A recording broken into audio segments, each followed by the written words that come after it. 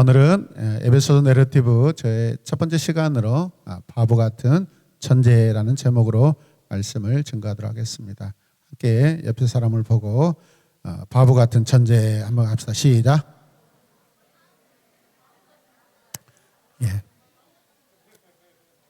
여러분, 천재 같은 바보가 되실래요? 바보 같은 천재가 되실래요?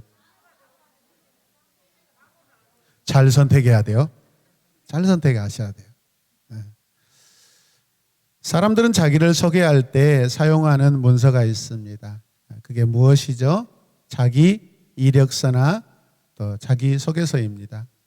그리고 오늘 우리가 읽었던 바로 이 에베소서는 이 편지입니다. 이 편지에는 내가 누구인지 또 어떤 마음과 어떤 목적을 가지고 무엇을 이렇게 전달하고 알리는지 분명히 그런 내용들이 들어 있습니다. 이해되십니까?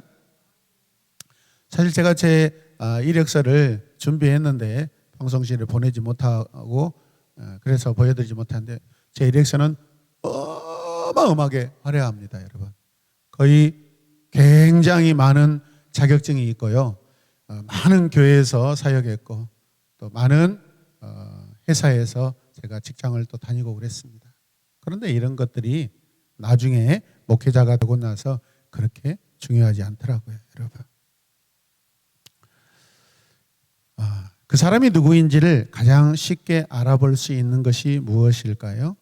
그것은 바로 자기에 대한 소개라는 것을 여러분에게 전달하고자 합니다.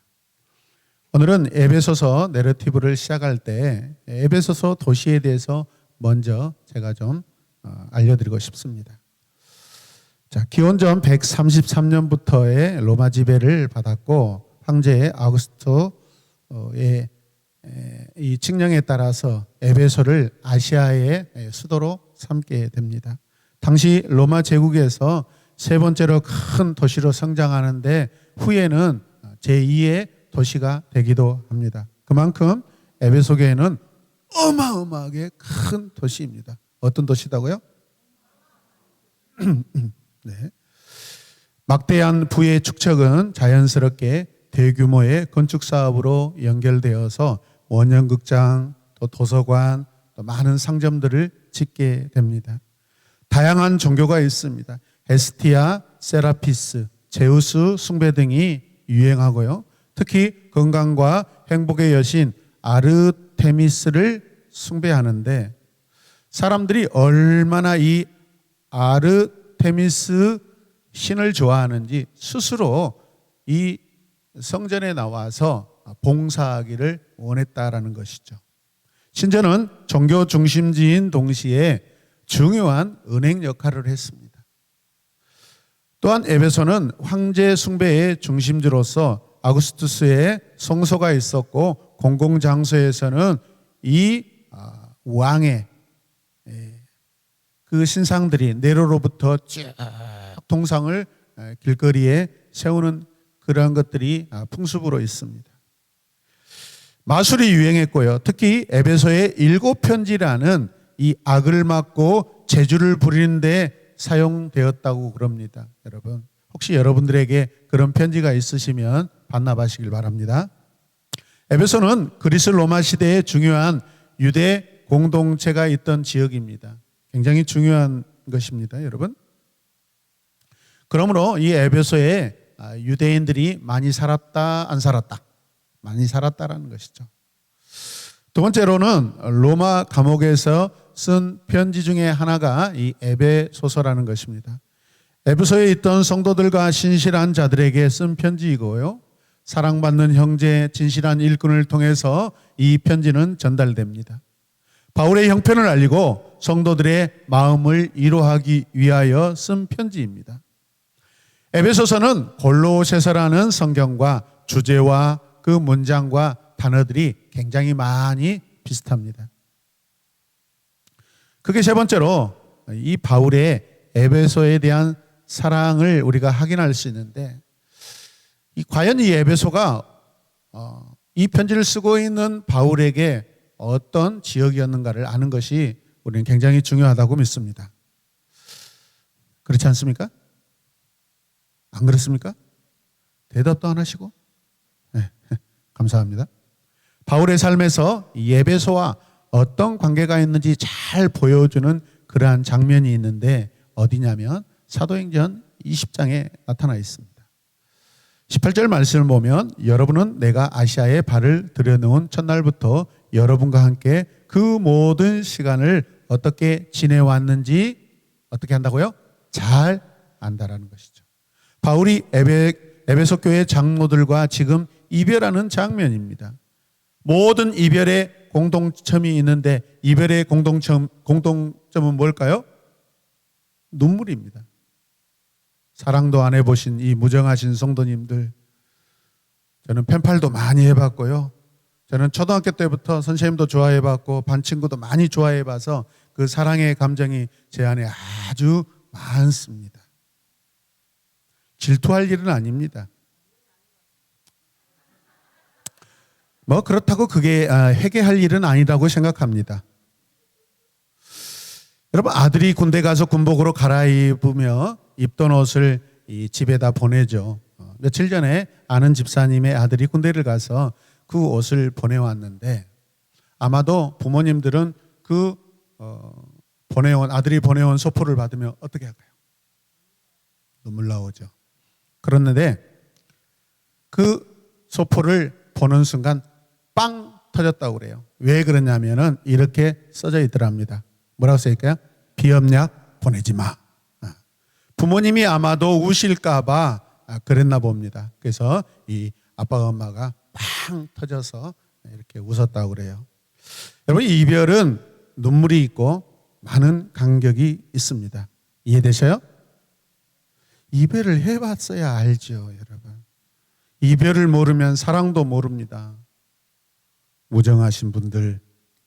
바울은 장로들에게 자신이 에베소에서 어떻게 지냈는지 넌지시 고백하는데, 여러분 오늘 말씀을 보면은 바울과 장로들은 하나 된 관계이다라는 것을 우리가 알 수 있습니다. 함께 읽어볼까요?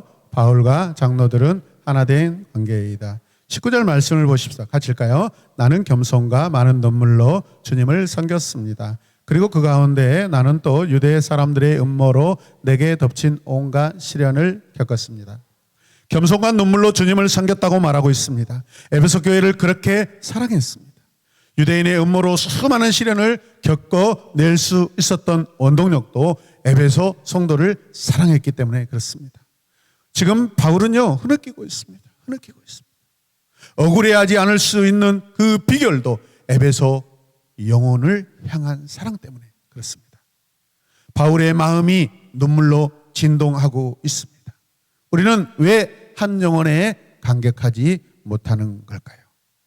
20절 말씀을 계속해서 보시면 나는 또한 유익한 것이면 어떻게? 빼놓지 않고 누구에게? 뭐하고? 공중 앞에서나 어디에서? 각 집에서 여러분을 뭐합니까? 가르쳤습니다. 바울은 가장 좋은 것을 아낌없이 나누고 주었다고 고백하고 있습니다. 바울이 만난 예수는 바울을 찾아오신 주님이셨습니다. 어렸을 때부터 배운 그 율법에서 찾아보지 못하고 만나보지 못했던 그 예수 메시아 구원자를 이제 발견하고 그 구원의 주님을 전하고 있습니다. 바울에게는 이것이 그에게 가장 소중하고 귀한 것입니다. 사람의 눈을 의식하지 않았습니다. 저들에게 시간을 아끼지 않았습니다. 사람들이 모여있다 하면 광장이나 거리를 여러분 구별하지 않고 찾아갔습니다. 예수를 궁금해하는 자들의 집으로 가서 그리스도를 가르쳤습니다. 나무에 달리신 예수를 전하고자 신방도 마다않고 했다라는 거예요. 주님을 궁금해하면 여러분들 집으로 찾아가셔서 여러분이 만난 예수 그리스도를 전하시길 바랍니다. 나누어 주시길 바랍니다. 21절 말씀을 계속해서 보시면 나는 유대의 사람들에게나 그리스 사람에게나 똑같이 뭐하고? 회개하고 하나님께 돌아올 것과 우리 주 예수를 믿을 것을 엄숙히 증언하였습니다. 바울의 복음 열정은 민족과 대륙을 넘어서고 있습니다. 유대인과 그리스도인을 가리지 않습니다. 복음은 민족주의도 아니고 복음은 혼합주의도 아닙니다. 그렇다고 분리주의도 아닙니다. 복음은 오직 예수 그리스도입니다. 할렐루야. 요즘 정광땡 씨가 자기 아들을 독생자라고 하며 교회를 물려주더니 최근에 한기총으로부터 여러분 이단으로 규정받는다고 하니 어떤 목사를 공개적으로 빨갱이로 몰고 있습니다. 그랬더니 그 어떤 목사는 자신은 복음만 전하는 목사다고 증거 다큐 영상을 만들고 있다고 합니다. 여러분, 이단으로 판정받게 되었다면 여러분 회개할 일 아닙니까? 그게 싸울 일이겠습니까? 이런 차원에서 우리는 바울과 너무나 다르다는 것이죠. 복음은 그리스도의 사랑으로 하나 되게 합니다. 바울 자신은 사람들이 회개하고 돌아오기를 바라고 있습니다. 주 예수를 믿을 것을 엄숙히 증언했다고 간증하고 있습니다. 그러므로 진리를 선포하는 것을 사명으로 여기는 우리는 바울을 바라보시길 바랍니다. 22절과 23절 말씀을 우리 함께 읽겠습니다. 보십시오. 이제 내가 성령에 매어서 예루살렘으로 가는 길입니다. 거기서 무슨 일이 내게 닥칠지 나는 모릅니다. 다만 내가 아는 것은 성령이 내게 일러주시는 것뿐인데 어느 도시에서든지 투옥과 환난이 나를 기다리고 있다는 것입니다. 바울의 삶을 자세히 들여다보면 항상 누군가와 늘 함께 있습니다. 누구일까요? 성령이시죠. 이제 저는 장로님들과 헤어지고 예루살렘으로 갈 것입니다. 내게 무슨 일이 닥친다 해도 괜찮습니다. 나는 감옥에 갇힐 것입니다. 힘들고 고통스러운 일이 기다리고 있습니다. 그래도 예수만 계시면 괜찮습니다. 성령이 나와 함께 하십니다. 24절 말씀을 계속해서 보시면 그러나 내가 나의 달려갈 길을 다 달리고 주 예수께 받은 사명 곧 하나님의 은혜의 복음을 증언하는 일을 마치려 하면은 나의 생명을 조금도 귀한 것으로 여기지 않겠습니다. 아깝지 않게 생각합니다. 사망의 소식과 죽음이 나를 기다리고 있다 해도 내가 나의 달려갈 길을 다 달리고 주 예수께 받은 사명 곧 하나님의 은혜의 복음을 증언하는 일을 다 하기만 하면 나는 내 목숨이 조금도 아깝다 안 아깝다 아깝지 않다는 것입니다. 여러분, 저는 지금 죽어도 제 생명 아깝지 않습니다. 억울하지 않습니다. 아쉬운 거 없습니다. 다만 제가 할아버지가 되는 것을 못 보고 죽는 것이 그저 좀 서운할 뿐입니다. 그래서 콧물이 나오려고 그러네요. 그런데 항상 요즘에 집에서 아주 좋은 분위기로 우리 큰딸에게 시집 가봤자 남자들 다 도둑놈이고 다 속썩인다. 가봤자 별것 없다. 너는 윗집에 살고 나는 아랫집에 살고 그냥 같이 살자. 아무튼 저의 기도 제목인데 딸은 일체 반대하고 있고 거부하고 있습니다. 25절 말씀을 보시면 나는 여러분 가운데로 들어가서 여러분 가운데로 어떻게 한대요? 들어가서 가까이 가서 그 나라를 선포하였습니다. 그런데 이제 나는 여러분 모두가 내 얼굴을 다시는 보지 못하리라는 것을 어떻게 합니까? 알고 있습니다. 나 바울은 주님의 나라를 선포했습니다. 나 바울은 하나님 나라를 선포했습니다. 장로님들, 이제 제가 제 얼굴을, 여러분이 제 얼굴을 다시는 보지 못할 것입니다. 그래도 괜찮습니다. 함께 고백합시다. 그래도 괜찮습니다. 왜요? 이 일이 하나님의 일이기 때문에 그렇습니다.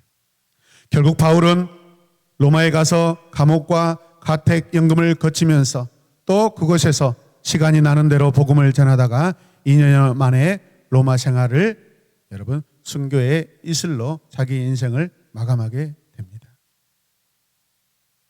한 바보가 있습니다. 그는 지금 편지를 쓰고 있습니다. 오늘 보면 1절 말씀을 보시면 하나님의 뜻으로 그리스도 예수의 사도가 된 나 바울이 에베소에 사는 그리스도 예수를 믿는 성도들에게 이 편지를 씁니다. 편지의 특징은요, 보내는 사람과 받는 사람들이 분명합니다.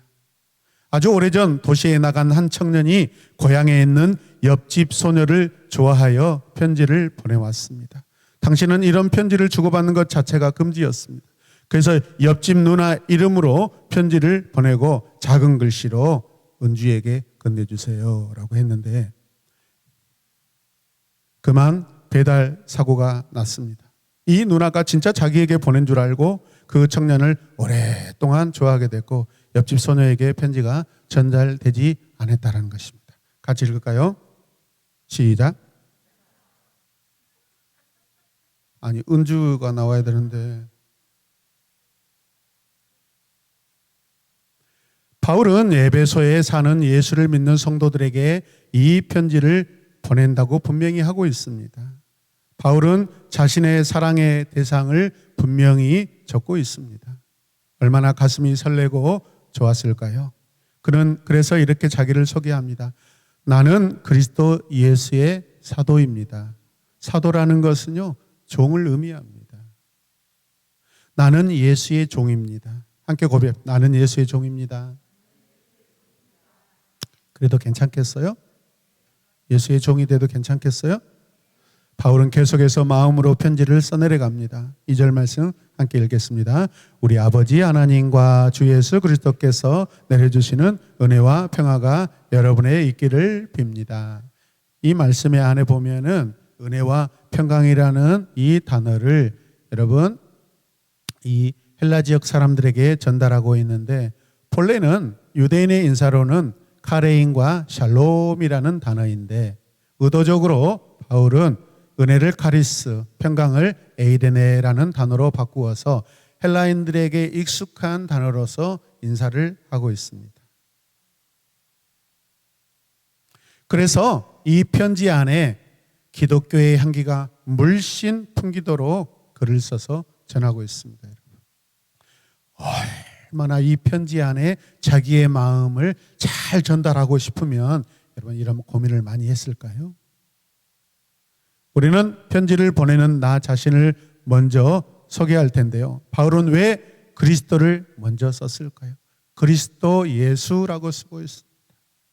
그리스도가 무슨 뜻입니까? 여러분? 주인이라는 뜻입니다.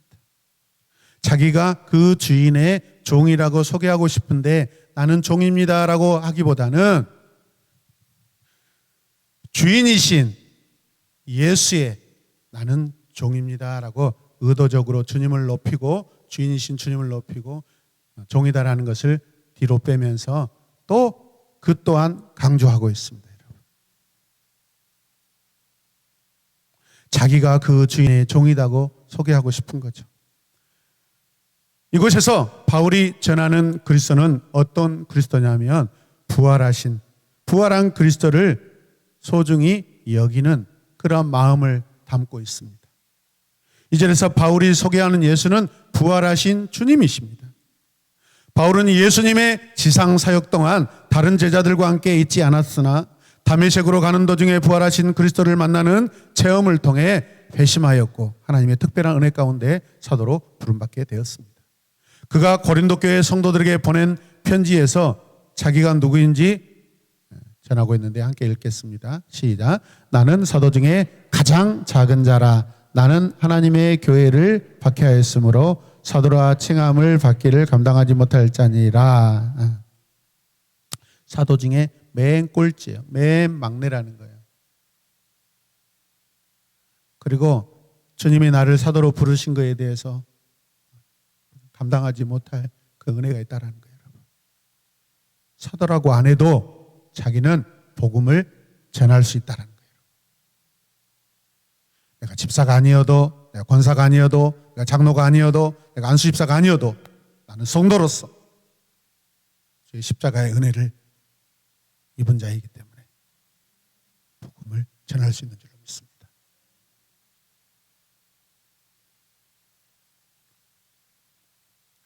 본래 그는 하나님의 교회를 심히 핍박하고 없애려 했기 때문에 사도로 부름을 받을 수 없는 사람이었죠. 측량할 수 없는 하나님의 섭리와 은혜 때문입니다. 측량할 수 없는 그 사랑 바다보다 더 깊고 하늘보다 더 넓은 그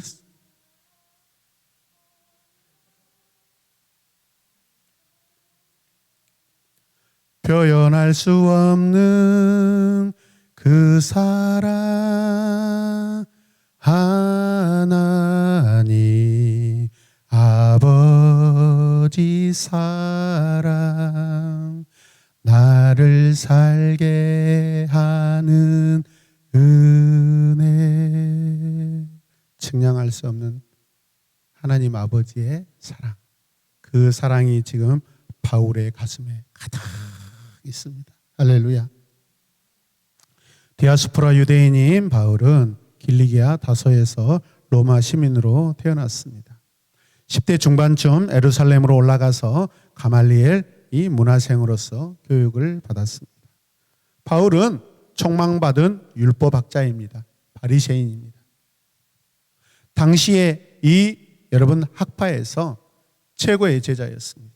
천재입니다. 천재.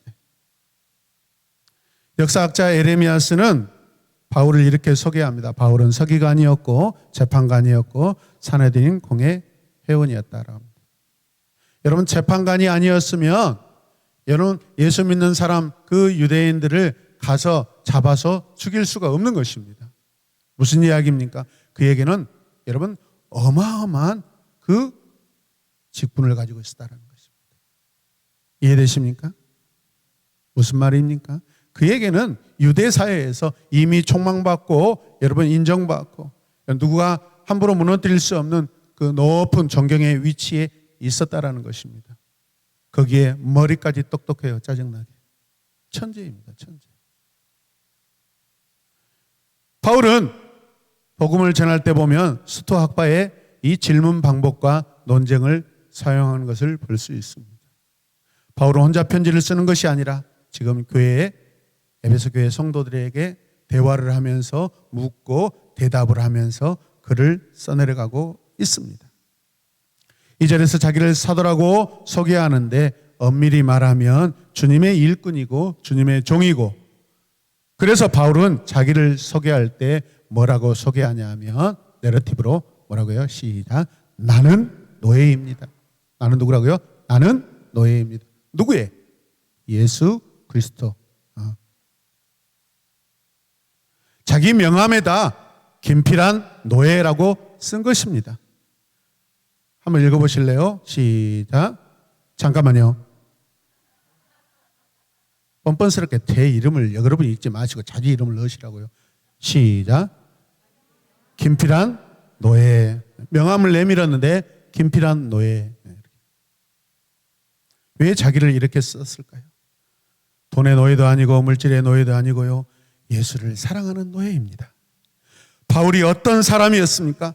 유대를 쩡쩡거리던 사람이었습니다.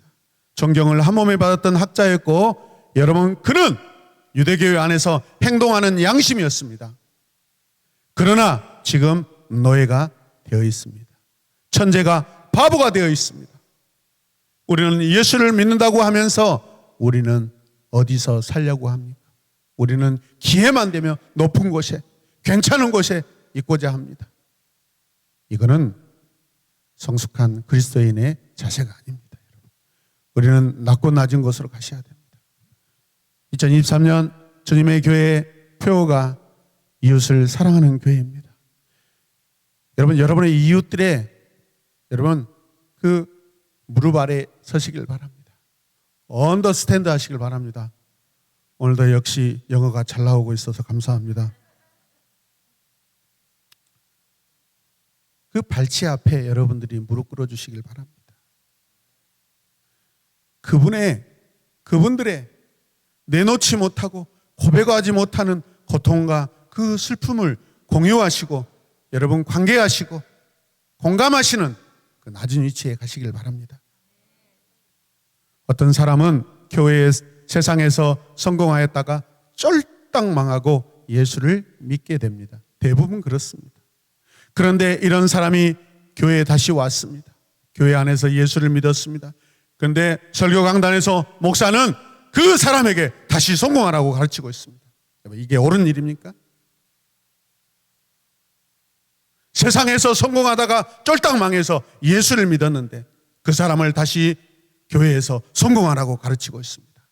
이게 옳은 일입니까, 여러분? 이게 올바른 가르침입니까?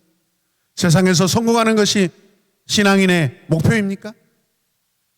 바울은 세상에서 성공한 자였지만 예수를 만나자 한마디로 그는 쫄딱 망한 자입니다. 세상적으로 봤을 때. 이해되신 분 아멘. 바울은 자신의 성공적 이력서를 뭐라고 그런지 아세요? 똥이라고 그럽니다. 함께 봅니다. 나의 이력서는 똥이다. 네. 그런 그가 예수를 믿음으로 후회한 적이 있었습니까? 우리는 왜 성도에게 성공을 가르치려 할까요? 또 쫄딱 망하고 다시 예수를 믿게 하려는 걸까요? 저는 이렇게 가르치는 교회가 망해야 한다고 생각합니다. 우리 교회는 그렇다면 망해가는 교회일까요? 우리 교회는 살리는 교회일까요? 살리는 교회 되시길 바랍니다. 하나님을 사랑하고 예수를 사랑하는 자가 교회를 세우는 자가 될 수 있습니다. 우리 그리스도인에게 성공은 추구하는 것이 아닙니다. 성공이라면 우리는 이미 성공한 자들입니다. 성공 자체를 여러분 사모할 필요도 없습니다. 왜? 예수를 내가 믿고 있기 때문에. 이 세상에 바울이 고백한 가장 귀하고 가장 소중한 것은 바울은 주 예수 그리스도 예수라고 하고 있습니다. 예수님은 교회의 원형이시고 모범이십니다. 새로운 에마본교회 성도라고만 하지 마시고 여러분 예수 교회가 되시길 바랍니다. 하나님이 다스리는 교회가 되시길 바랍니다. 주님의 통치를 받는 교회 되시길 바랍니다. 천재는 바보가 될 수 있으나 바보는 천재가 될 수 있다 없다. 큰 믿음을 가지셨습니다. 다시 회복될 줄로 믿습니다. 왕자와 거지라는 이야기를 보면 왕자가 거지가 되고 거지는 왕자가 됩니다. 이 두 사람의 그 심령에 누가 더 불안할까요? 그죠? 그러나 그 두 사람 중에 어떤 상황이어도 흔들리지 않는 마음을 가진 자는 누구입니까? 거지가 된 왕자죠, 여러분. 왜? 그는 다시 돌아가도 뭐가 될 수 있다? 왕자가 될 수 있기 때문에. 바보는 스스로를 천재라고 하면 진짜 바보임이 증명하는 것이고 우스꽝스러운 일입니다. 천재 바울은 예수 바보 바울이 되어 있습니다. 예수님을 사랑한다면 예수를 위해 낮아질 수 있는 것입니다. 2023년에 우리 신앙의 이력서에 예수의 노예라고 쓰시고 주님을 사랑하는 바보라고 읽겠습니다. 함께 선포하며 읽겠습니다. 시작. 2020년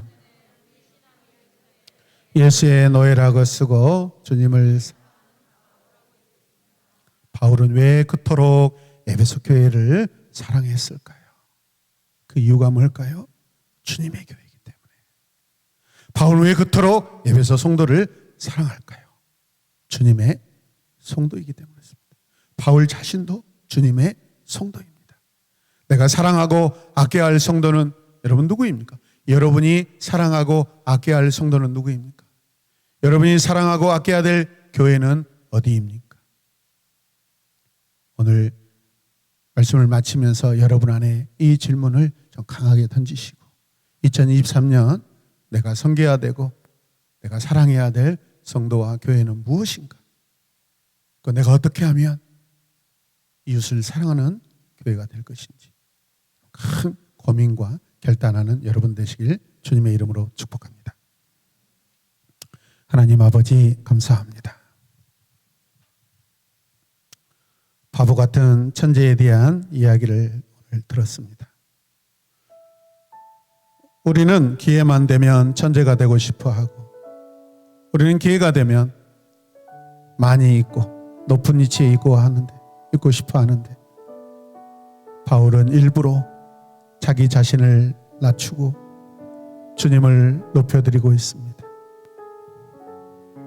오늘 말씀을 통하여 바울은 자기의 모든 이력서에 그 모든 이력들이 똥이라고 고백하였는데 우리는 그것들을 똥으로 여긴 것들을 우리는 보석으로 여기는 우스꽝스러운 그리스도인으로 살아가고 있지 않는지 우리 자신을 살피게 하여 주시옵소서. 주님, 내가 주님의 교회입니다. 주님은 나의 사랑이십니다. 주님 때문에 내가 교회가 되었습니다. 성도가 되었습니다. 이 사랑을 온전히 전하고 사명으로 전하는 우리 모두가 되게 하여 주시옵소서. 참된 교회 되게 하여 주시옵소서. 예수님의 이름으로 기도드립니다. 아멘.